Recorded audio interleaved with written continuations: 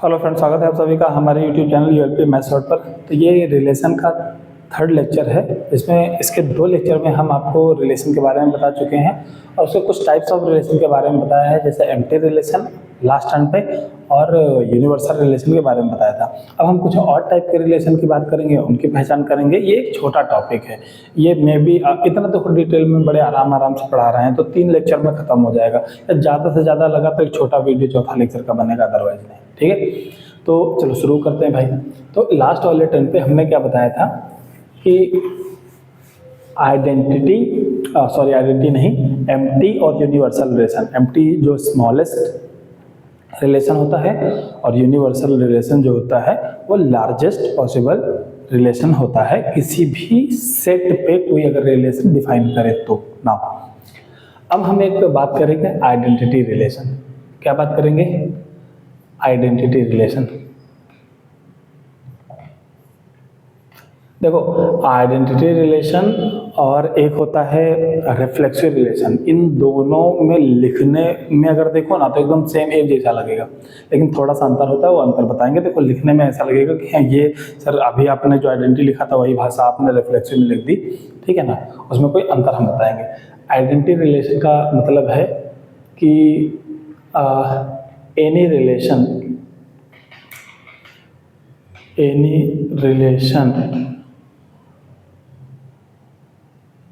IA on A, R से ना दिखा के इसको IA से दिखाते हैं, on set A is set to be identity relation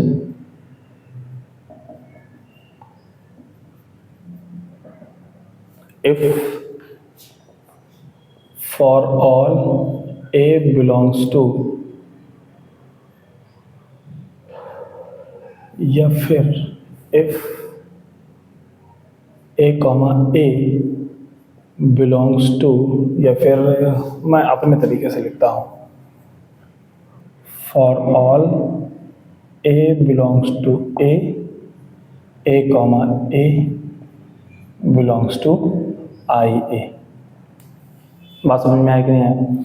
तो आइडेंटिटी रिलेशन वो रिलेशन होता है जिसमें एक एलिमेंट खुद से ही क्या कर जाए, मैप कर जाए, या एक एलिमेंट एक से ही मैप कर जाए। यहाँ पर उसको बोलते हैं हम लोग आइडेंटिटी रिलेशन। ठीक है, जैसे fx equals to x, x की वैल्यू 5 डालो तो fx भी बराबर कितना मिलेगा? 5 मिलेगा। तो उसको बोलते हैं आइडेंटिटी रिलेशन। अच्छा, जिनको रिलेशन के बारे में पता होगा वो कहेंगे सर ये तो रिफ्लेक्सिव वाला है। हाँ, ये रिफ्लेक्सिव भी हो सकता है, यही लैंग्वेज यूज करेंगे, लेकिन एक अंतर होता है, वो अंतर बताएंगे। पहले दोनों को बता लेंगे तब, लेकिन इसको समझो। ये समझ में आया कि नहीं आया कि आइडेंटिटी रिलेशन क्या होता है? आइडेंटिटी रिलेशन एक ऐसा रिलेशन होता है जिसमें मौजूद ऑर्डर्ड पेयर जो होते हैं ना, उसमें हर एक एलिमेंट केवल खुद से जुड़ा होता है, अदरवाइज नहीं जुड़ा होता। ठीक है ना? मोर ओवर, या इन अदर वर्ड, अब यहाँ जब डिफाइन करेंगे ना तब आपको क्लियर होगा कि इट इज द रिलेशन, या identity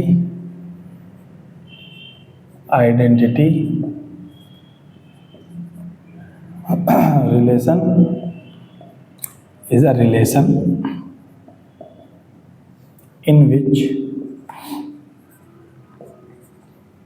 in which each element of set A is related to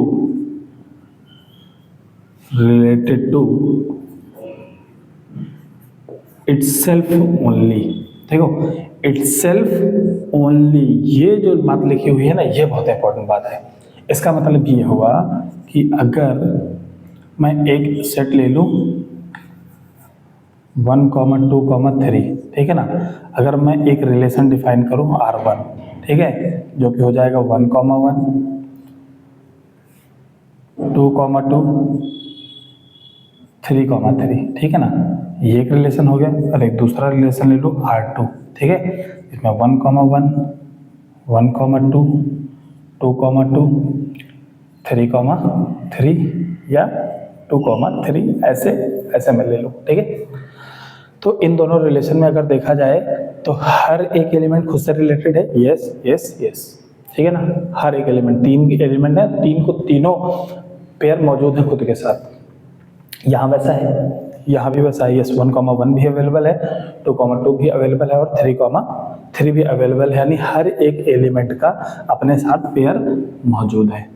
लेकिन इन दोनों में मेन अंतर क्या है? इन दोनों में अंतर ये है कि हर एक एलिमेंट खुद के साथ मौजूद है, रिलेटेड है, लेकिन किसी और के साथ मौजूद नहीं है, यानी अपने सिवा किसी और से रिलेटेड नहीं है। इसमें खुद के साथ तो रिलेटेड है ही, साथ ही साथ अपने अलावा किसी और के साथ भी मौजूद है, किसी और के साथ रिलेटेड है, ठीक है। तो यही अंतर है, इसको हम कह पाएंगे आइडेंटिटी रिलेशन और इसको हम कह पाएंगे ये नॉट एन आइडेंटिटी रिलेशन।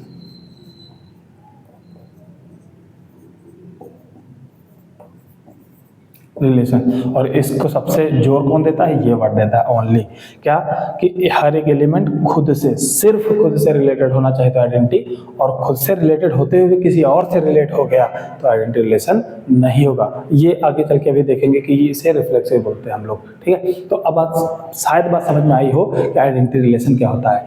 एक ऐसा रिलेशन जिसमें सेट में मौजूद हर एक एलिमेंट सिर्फ और सिर्फ खुद ही से रिलेट हो, 1 से रिलेटेड है तो 1 किसी और से रिलेटेड नहीं होना चाहिए। ऐसे रिलेशन को हम लोग क्या बोलते हैं? आइडेंटिटी रिलेशन, ठीक है। नाउ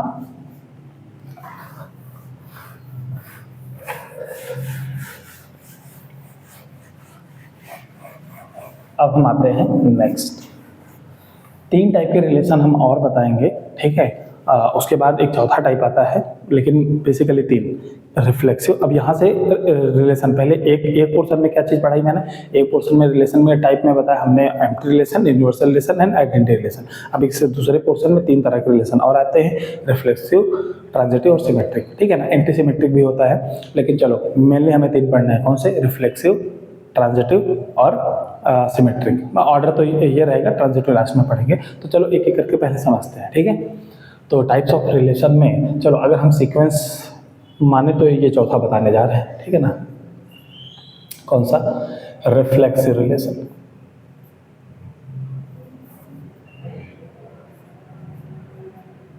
रिफ्लेक्सिव, अरे यार स्पेलिंग क्यों गड़बड़ हो रही है?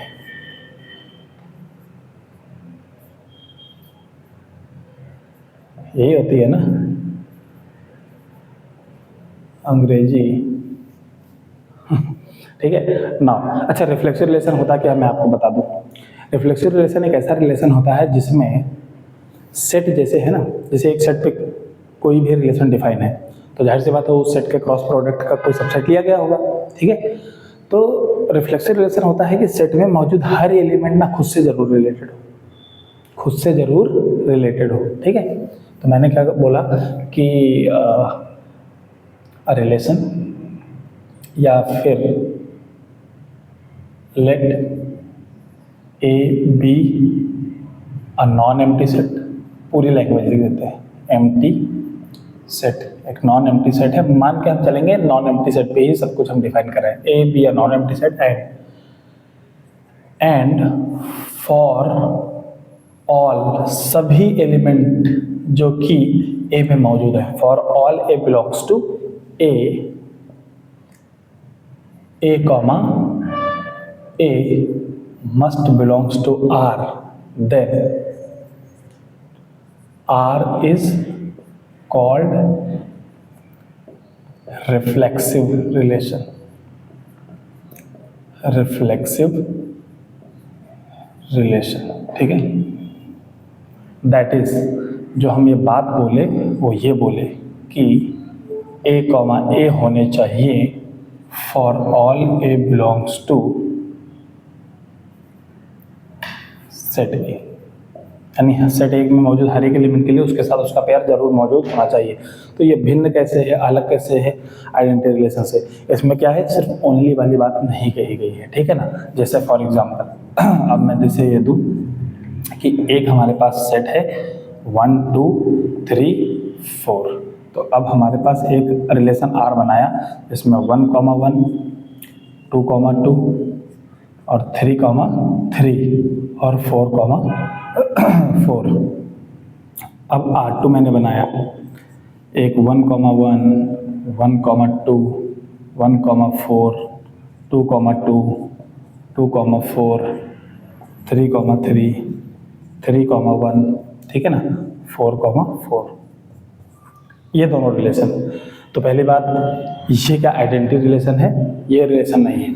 नहीं, अब मैं आइडेंटिटी पे ना चर्चा करके सिर्फ रिफ्लेक्सिव पे चर्चा कर दूँ। तो रिफ्लेक्सिव की चर्चा के लिए हमें क्या बात याद रखनी है कि जिस भी सेट पे डिफाइन है उसमें जितने भी एलिमेंट हैं सबका खुद के साथ पेयर होना चाहिए, उसे हम रिफ्लेक्सिव बोल सकते हैं। तो क्या इसे रिफ्लेक्सिव बोल सकते हैं? चेक करते हैं।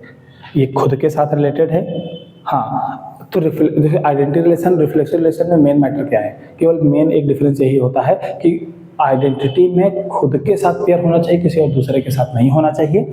और रिफ्लेक्सिव रिलेशन में खुद के साथ पेयर तो होता ही है, साथ साथ किसी और के साथ भी पेयरिंग हो सकती है, वो एक पर्टिकुलर एलिमेंट किसी दूसरे के साथ भी रिलेटेड हो सकता है, बस यही अंतर है। तो ठीक है, तो यहाँ पर बस हाँ, खुद के साथ होना है कि नहीं सारे। अब एक और रिलेशन जैसे मैं लिखता हूँ,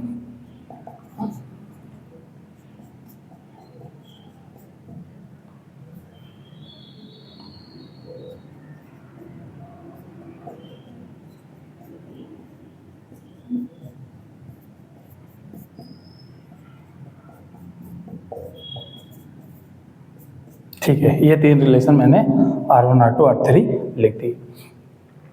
अब बताओ, क्या ये एक आइडेंटिटी रिलेशन है? रिफ्लेक्सिव रिलेशन है। रिफ्लेक्सिव रिलेशन के लिए क्या चेक करेंगे कि भाई जितने ए में मौजूद हैं का सबका पेयर अवेलेबल है क्या? तो हम देखेंगे 1, 2, 3, 4, 4 पेयर, 1, 2, 3, 4, यानी हर एक एलिमेंट का खुद के साथ पेयर अवेलेबल है। हाँ, इनके साथ किसी और का भी अवेलेबल है तो कोई बात नहीं भाई, इनको हम क्या बोलेंगे? रिफ्लेक्सिव बोल देंगे, क्योंकि रिफ्लेक्सिव होने की कंडीशन तो यही खुद के साथ पेयरिंग होनी चाहिए, दूसरे के साथ हो ना हो चलेगा। अच्छा, ये क्या ये रिफ्लेक्सिव है? चारों का अपने साथ पेयर अवेलेबल है कि नहीं है? बिल्कुल अवेलेबल है, तो ये भी क्या है? रिफ्लेक्सिव है। लेकिन इसमें किसी और के साथ पेयरिंग नहीं की है, इसीलिए इसको हम रिफ्लेक्सिव एंड आइडेंटिटी भी बोल सकते हैं, ये आइडेंटिटी रिलेशन भी है। लेकिन ये रिफ्लेक्सिव है बट आइडेंटिटी नहीं है। क्यों? हर एक एलिमेंट की या अपने के अलावा भी पेयरिंग हो चुकी है। जैसे 1 है, 1 के साथ होनी चाहिए, फिर 1 के पेयरिंग 2 के साथ भी हो गई है, तो 1 किसी और के साथ भी जाके कनेक्ट हो गया है, इस वजह से आइडेंटिटी हो जाएगा। तो ये रिफ्लेक्सिव बट नॉट आइडेंटिटी, ठीक है ना, आइडेंटिटी। नाउ R3, इसके बारे में बताओ भाई, ये रिफ्लेक्सिव है क्या? तो हमें क्या रिफ्लेक्सिव देखने के लिए क्या देखना होता है? बस जितने एलिमेंट उस दिए गए सेट में मौजूद हैं सबका पेयर होना चाहिए कि नहीं। तो 1 का 1 के साथ होना चाहिए, अवेलेबल है। 2 का 2 के साथ होना चाहिए, अवेलेबल है, ठीक है ना। 3 का 3 के साथ होना चाहिए, नहीं अवेलेबल है। और 4 का 4 के साथ होना चाहिए, वो भी अवेलेबल नहीं है।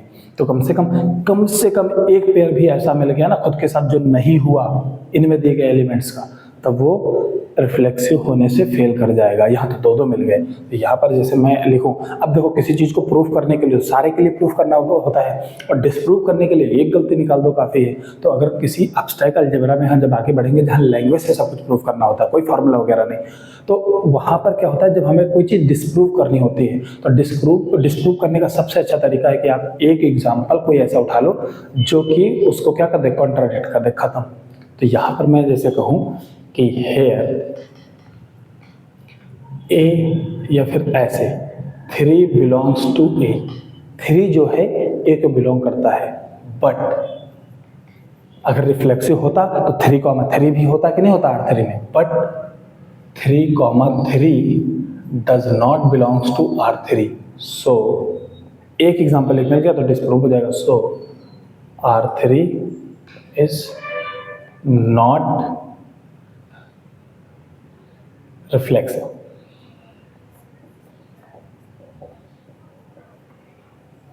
ये रिफ्लेक्सिव नहीं है, ठीक है। तो इस तरह से हम समझ पाए कि रिफ्लेक्सिव और आइडेंटिटी में क्या अंतर है, और रिफ्लेक्सिव क्या होता है और आइडेंटिटी क्या होता है, ठीक है। बहुत छोटा सा डिफरेंस होता है, वो आपको समझ में आया। नाउ हम नेक्स्ट आगे बढ़ेंगे, सिमेट्रिक रिलेशन, ठीक है। तो इसको रफ करते हैं, 5वें नंबर पे बात करते हैं।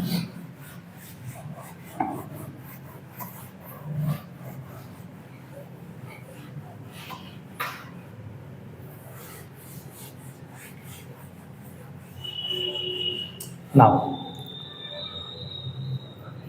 अगर आज मैं क्या कर रहा हूँ, आज मैं तीनों टाइप के रिलेशन का जो है फॉर्मेट बता देता हूँ, उनकी जानकारी दे देता हूँ। हम क्या करेंगे, उन पर बेस्ड क्वेश्चन कल करेंगे, यानी नेक्स्ट वीडियो में फटाफट क्वेश्चन करेंगे और उसके बाद फिर हम इक्विवेलेंस रिलेशन पे आएंगे। ये सबसे अच्छा तरीका है, क्या तीनों रिलेशन आज बता दूँ और उसके बाद फटाफट मैं क्वेश्चन करा दूँ उन पर, ताकि आपको पकड़ में भी आए ना। तो क्या था यार, 5th नंबर ना, हाँ यस।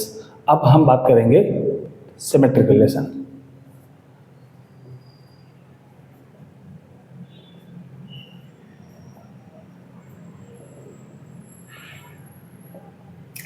अब A be a non empty set, वो कहानी हम बार बार नहीं लिखेंगे, A be a non empty set है ना।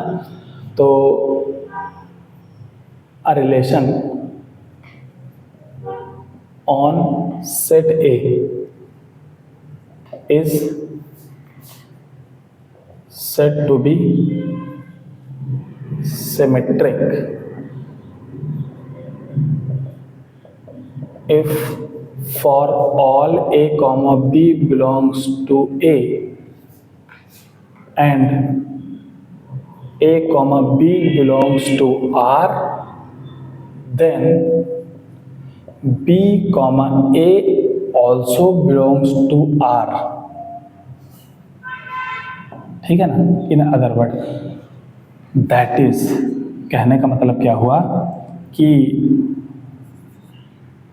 जो रिलेशन है सिमेट्रिक तभी कहलाएगा b comma a such that a comma b belongs to r। मैंने कुछ अजीब तरीके से लिख दिया क्या? नहीं, ऐसा सही है, करेक्ट लिखा हुआ, ठीक है। अब समझो क्या कहने का मतलब है। एक रिलेशन सिमेट्रिक रिलेशन तभी कहलाएगा कि अगर कोई पेयर मौजूद है तो उसका पलटा भी मौजूद होना चाहिए। सिंपल सी बात है। जैसे 3,4 मौजूद है तो 4,3 भी होना चाहिए, 1,2 है तब 2,1 भी होना चाहिए, यानी हर एक ऑर्डर पेयर का रिवर्स ऑर्डर पेयर अगर मौजूद है तो वो सिमेट्रिक है। अगर एक भी ऑर्डर पेयर ऐसा मिल गया कि वो मौजूद है उसका पलट के मौजूद नहीं है तो वो क्या हो जाएगा, नॉन सिमेट्रिक हो जाएगा। ठीक है, तो ये बात आप पकड़ लो केवल। ठीक है, अब जैसे एक चीज मैं बात करता हूँ एग्जाम्पल के तौर पे, एक सेट लिया मैंने 1, 2, 3। अब एग्जाम्पल से फटाफट समझ में आता है। ठीक है, तो 1, 1, 1, 2, 3, 1, 2, 2, 3, 2, ठीक है ना, 1, 3, 2, 1, ऐसे मैं लिख लेता हूं।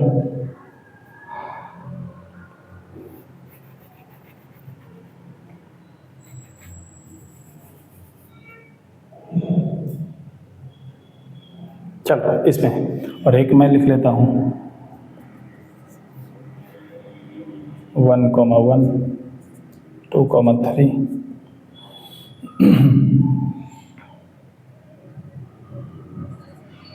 3, 2। चलो ये ले लेता हूँ। अब मुझे बताओ कि इन दोनों में कौन सा रिफ्लेक्सिव है, R1 और R2 में से। ठीक है ना, R1 और R2 में से। तो मैंने क्या बोला, फॉर ऑल, सभी ए बी के लिए, यानी इनमें से हम कोई भी ले सकते हैं उनका ऑर्डर पेयर। तो जैसे 1, 2 अवेलेबल है तो 2, ये भी अवेलेबल है। अगर 3, 1 अवेलेबल है तो 1, 3 भी अवेलेबल है। तो रिफ्लेक्सिव होना चाहिए। बट एक दिक्कत है यार, यहाँ 3 और 2 के साथ पेयरिंग नहीं है। 3 और 2 के साथ पेयरिंग नहीं है, ना तो 3, 2 है, ना तो 2, 3 है। इससे कुछ दिक्कत होगी तो बहुत लोगों को लगेगा दिक्कत है क्योंकि सर वो पेयर अवेलेबल नहीं है। तो गलत बात है, ये सिमेट्रिक है, ये सिमेट्रिक है, ये भी सिमेट्रिक है। और बवंडर, ठीक है ना। तो जाहिर सी बात है जो कंफ्यूजिंग वे में सोच रहे हैं उनके लिए अब दिक्कत की बात है, लेकिन मैं समझाना क्या चाह रहा हूँ, ऐसा बोल के अब आप अपने दिमाग पे जोर डालोगे, अब अंतर बहुत क्लियरली समझ में आएगा क्यों दिमाग पे जोर डाल रहे हो। देखो मैंने क्या बोला कि किसी भी सेट पे हम कोई भी रिलेशन डिफाइन करें। ठीक है, अब रिलेशन डिफाइन करें तो मैंने क्या बोला कि for all a comma b, यार एलिमेंट से मिलके ही बनेगा कि नहीं बनेगा। फॉर ऑल मतलब मेरी मर्जी है मैं सभी एलिमेंट्स को उठा के बनाऊं या ना बनाऊं, लेकिन जो भी एलिमेंट्स ए में से ले रहे हैं उनमें से अगर मैं कोई एक पेयर बनाता हूं, अगर वो रिलेशन में है तो उसका पलट के मौजूद होना जरूरी है। अच्छा, यानी कि पहले हम ये देखेंगे कि रिलेशन में कौन सा पेयर मौजूद है, और जो मौजूद है उसका पलटा खोजेंगे, ना कि ये खोजेंगे कि भाई कौन सा पेयर नहीं मौजूद है। बात समझ में आई? कहने का मतलब है इन शॉर्ट कि जो पेयर मौजूद है रिलेशन में हम उनके पलट के वाले पेयर ढूंढें, यानी जो पेयर है ही नहीं, जैसे यहाँ पर 2,3 नहीं है तो 2,3 नहीं है तो 3,2 भी हम क्यों ढूंढेंगे। मौजूद पेयर की बात हो रही है, जो पेयर नहीं भी है तो उनकी टेंशन नहीं लेनी है। तो यही अंतर है, जैसे जिसको लोगों को लगता था ना कि ये सिमेट्रिक नहीं है तो उनको यही सोच के लगता था कि सर जो पेयर नहीं आ सका उसका क्या, 3,2 तो नहीं है। अरे तो जो नहीं है तो जाने दो ना। इसका मतलब मौजूद पेयर में से हमें पलटा देखना है। तो अगर इस हिसाब से देखा जाए तो 1,2 मौजूद है तो 3,1 मौजूद है तो 1,3 भी, इसमें भी 2,3 मौजूद है तो 3,2 भी। अब 1,3 1,2 नहीं है तो नहीं बात करेंगे उनकी, हम मौजूद पेयर में से उनका पलटा खोज रहा है। तो आई थिंक अब बात क्लियर हो गई होगी। ठीक ना, मैं इन सब पे एग्जाम्पल भी एक एक सेट बढ़िया से करूंगा, लेकिन कहने का मतलब है कि एक बार तीनों को डिफाइन कर लें फिर एक एक करके एग्जाम्पल करें तो ज़्यादा मजा आएगी, है कि नहीं। नाउ फिर 6 नंबर पे एक आता है ट्रांजिटिव रिलेशन, ठीक है ना। ट्रांजिटिव रिलेशन,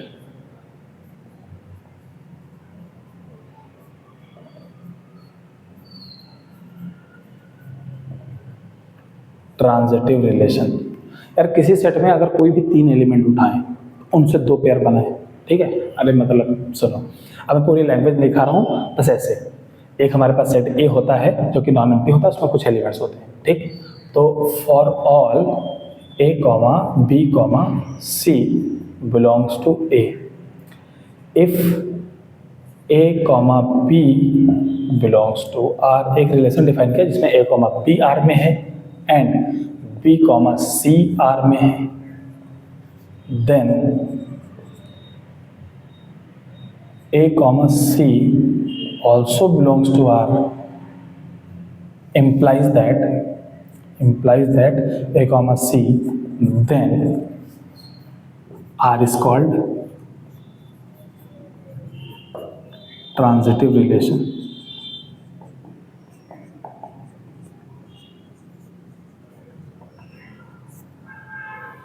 ठीक है। अब देखो यहाँ पर बात समझो, मैंने क्या कहा कि कोई भी हमने ऐसे एलिमेंट उठाया कि उसमें 2 पेयर हमने देखा, 2 पेयर क्या देखा कि ए कॉमा बी आर में है, ठीक है। अब अगला पेयर बी कॉमा सी, यानी जहाँ पे ये पेयर खत्म हो रहा है वहीं से ये पेयर शुरू हो रहा है। अगर ऐसे 2 पेयर मौजूद हैं तो फिर ए कॉमा सी भी उस रिलेशन में मौजूद होगा अगर ट्रांजिटिव है तो। इसी बात को उल्टा भी बोल सकते हैं, ऐसे बोल सकते हैं कि अ रिलेशन, ठीक है ना, is set to be transitive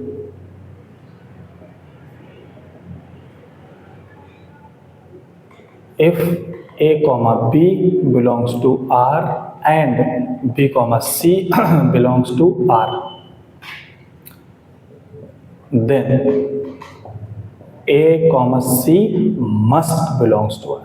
बात समझ में आई कि नहीं आई? यानी अगर a comma b and b comma c दोनों r में हैं तो a comma c को भी r में होना ही पड़ेगा, तब जाके कहेंगे हम ट्रांजिटिव रिलेशन है। अदरवाइज ट्रांजिटिव रिलेशन, कोई एक पेयर ऐसा भी मिल गया जहाँ पर कोई एक पेयर मतलब ऑर्डर्ड पेयर का जोड़ा ऐसा मिल गया जहाँ पर दूसरा वाला स्टार्ट है पहले वाले के एंड से, ठीक है ना, इस तरह से कुछ मिल गया और फिर ए कॉमा सी अवेलेबल ना हो, तब उस पेयर को हम क्या कह देंगे कि भाई ये ट्रांजिटिव नहीं है। तो ट्रांजिटिव का मतलब अब पक्की बात समझ में आ गई, ए कॉमा बी और बी कॉमा सी ये अवेलेबल है तो बी को खा जाओ और ए कॉमा सी भी आर में होना चाहिए चाहे जितने हम पेयर उठा लें। ऐसा कोई भी एक ऐसा मिल गया जो इस प्रॉपर्टी को होल्ड नहीं करता तो ट्रांजिटिव नहीं होगा। तो कुल मिला के ट्रांजिटिव पकड़ने की समझ में तो ये इसको समझने की एक बिल्डअप हुआ कि नहीं बिल्डअप हुआ कि यार कैसे आइडेंटिफाई करेंगे ना।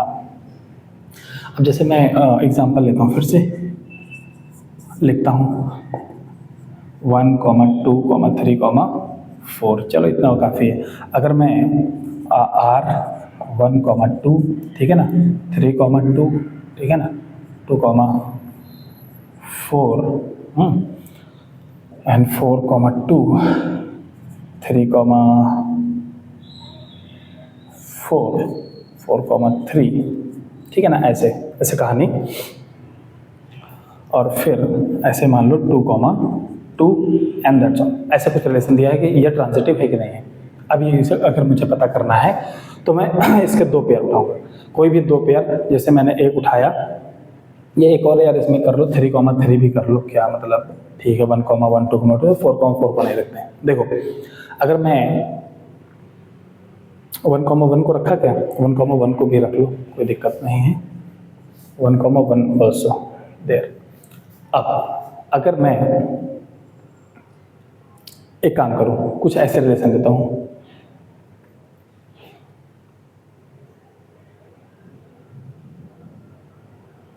कोई 2 पेयर अगर मैं ले लूं,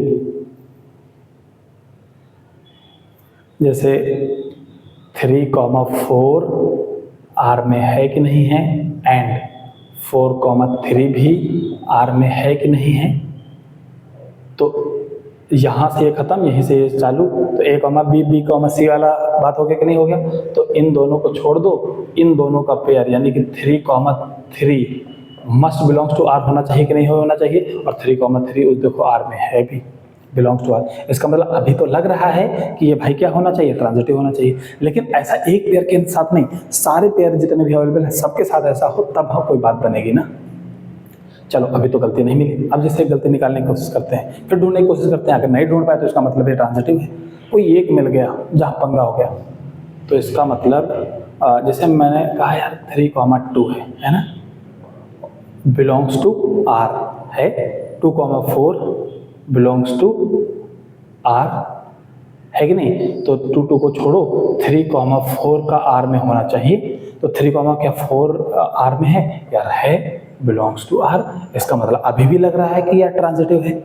और खोजो, और खोजने का मतलब है, जैसे फिर एक लेता हूँ यार 2,4, देखिए मेरे से पहले पकड़ पाते हो कि नहीं, बस और कोई बात नहीं। 2,4 बिलोंग्स टू R, ये देखो, एंड 4,2 बिलोंग्स टू R। यार फिर मैं ऐसे ऐसे न लिख के ऐसे लिखता हूँ, 4,2 belongs to R and 2,4 also belongs to R। ये दोनों बिलोंग करते हैं R में, तो बीच वालों को हटाओ। इसका मतलब 4,4 भी R में बिलोंग करना चाहिए, बट हम देख पा रहे हैं कि R में बिलोंग 4,4 नहीं करता है, तो does not belongs to R। एक पेयर ऐसा मिला जो फेल कर गया। इसका मतलब hence R is not transitive. ठीक है ना। अच्छा, नॉट ट्रांजिटिव रिफ्लेक्सिव भी नहीं है। रिफ्लेक्सिव क्यों नहीं है? क्योंकि हर एक एलिमेंट का खुद के साथ पेयर होना चाहिए। तो 1,1 के साथ है, 2 है तो 2,2 भी होना चाहिए, तो 2,2 भी है, 3 है तो 3,3 भी होना चाहिए, यस 4 है तो 4,4 भी होना चाहिए, बट 4,4 नहीं है, तो ये रिफ्लेक्सिव भी नहीं हुआ। ठीक है। सिमेट्रिक देखते हैं, 1,2 है तो 2,1 भी होना चाहिए, अबे ये सिमेट्रिक भी नहीं है। ठीक है, तो ऐसा नहीं है। देखो अब इतनी बात तो समझ में आ गई होगी आपको कि ट्रांजिटिव, रिफ्लेक्सिव और सिमेट्रिक क्या होते हैं। अब इन पे हम क्वेश्चन करेंगे अगले वीडियोस में। आप इसके जस्ट बाद अगला वीडियो जरूर देखना, क्योंकि अगर आपने गैप ले लिया तो फिर फ्लो जो है बिगड़ जाएगा। लेकिन मैं आपको एक बात बता दूं इस वीडियो को ख़त्म होने से पहले, कि जैसे मैंने एक ऐसा रिलेशन देखा जो ट्रांजिटिव नहीं है, तो वो रिफ्लेक्सिव भी नहीं है और सिमेट्रिक भी नहीं है। तो क्या ऐसा हमेशा होगा क्या? तो ऐसा बिल्कुल भी नहीं होता है। इन तीनों का आपस में कोई रिलेशन नहीं होता है कि भाई अगर रिफ्लेक्सिव नहीं है तो पक्की बात है ट्रांजिटिव नहीं होगा, या ट्रांजिटिव नहीं है तो पक्की बात है रिफ्लेक्सिव नहीं होगा। ठीक है ना, ये सिमेट्रिक नहीं है तो रिफ्लेक्सिव नहीं होगा। ऐसे मतलब चीज़ों से उनका कोई वास्ता नहीं है। हर एक जो है रिलेशन इंडिपेंडेंटली कुछ भी हो सकता है। हो सकता है वो सिमेट्रिक और रिफ्लेक्सिव हो जाए, ट्रांजिटिव ना हो सकता है ट्रांजिटिव सिमेट्रिक हो जाए, रिफ्लेक्सिव ना हो। तो ऐसी कहानियाँ हो सकती हैं। ठीक है, तो इसी बात के साथ हम अपनी बात खत्म करते हैं। नेक्स्ट वीडियो में हम इन्हीं पर बेस्ड तरह तरह के क्वेश्चन करेंगे। 8-10 एग्जाम्पल भी लिख दिए तो पूरी बात दिमाग में बैठ जाएगी। हालांकि बैठ तो अभी भी गई होगी, हाँ, बस एग्जाम्पल करने, क्वेश्चन में अप्लाई कैसे करना है। और अगर क्वेश्चंस ना के अगर थ्योरेटिकली कुछ प्रूफ करने को आया तो उसको भी कैसे हम प्रूफ करेंगे, क्योंकि अगर हमने n ले लिया, z ले लिया, सेट ऑफ इंटीजर्स, तो सारे एलिमेंट का पेयर तो आप नहीं ना कर सकते। का इनफाइनाइट पेयर बनाओगे क्या? नहीं ना। तो वहाँ पर क्या, वहाँ लैंग्वेज से प्रूफ होता है। तो लैंग्वेज कैसे लिखी जाती है ये भी हम बताएंगे। हालांकि बने रहना, आ जाएगा समझ में। तो आज के वीडियो में इतना रखते हैं, बाकी बातचीत करेंगे नेक्स्ट वन पे। Thank you so much for watching this video. Thank you.